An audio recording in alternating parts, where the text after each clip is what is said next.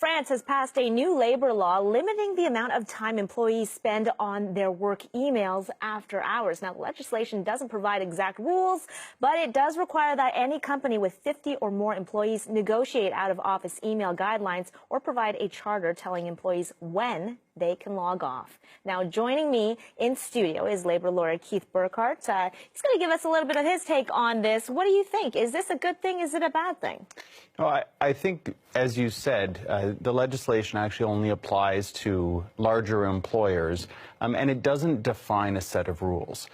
So really, it will be up to the employer to decide what is best for their particular workplace. As well, the legislation as it's been drafted right now does not have any penalties if an employer does not comply with the legislation. And so at this point in time, it doesn't have a lot of teeth and is more just a voluntary option for employers to take advantage of if they wish. Okay, now when you started off, you kind of outlined this as a negotiation between the employer and the employee then. In those types of negotiations, would a company have more pull or would it be on the employees?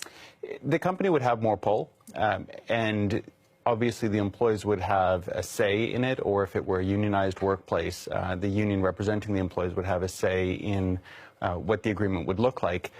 But if there isn't an agreement in place, the employer is able to set, you called it a charter, I'd say a policy as to when they would be able to communicate with employees and when employees would be able to say, I'm on my off time and I'm no longer required to reply to an email or engage in other work. Now, Keith, there are a lot of people out there who say, oh, my goodness, if I could just disconnect from my work email. Even their families would say, if you could just disconnect at the dinner table, you're always on your phone.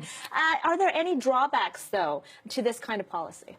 There are drawbacks, I think, for employees. A number of employers realize that we live in a world that has social media that happens 24/7. And many employers will have policies in place or will allow employees to check social media during the workday or allow employees to leave early to go have lunch with their family or pick up the kids from school. And you could see employers, if they all of a sudden find themselves in a position where they're not able to communicate with employees after hours, pull back on some of those benefits that they may actually be providing right now. Right. Okay. So some bargaining chips in their court then.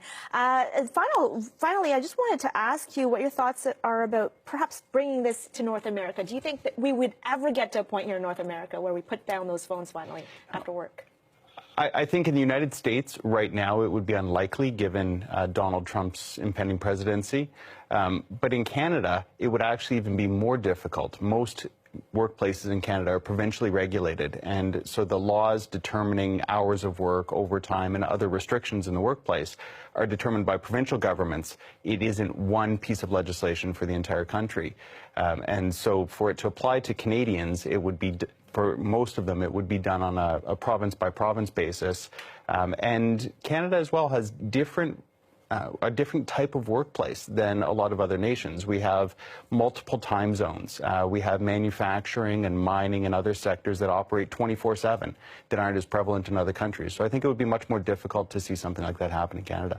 Okay, Keith Burkhardt, thank you so much for your take. We'll have to all keep an eye on what happens in France for the rest of the story. Thanks so much. Thank you very much.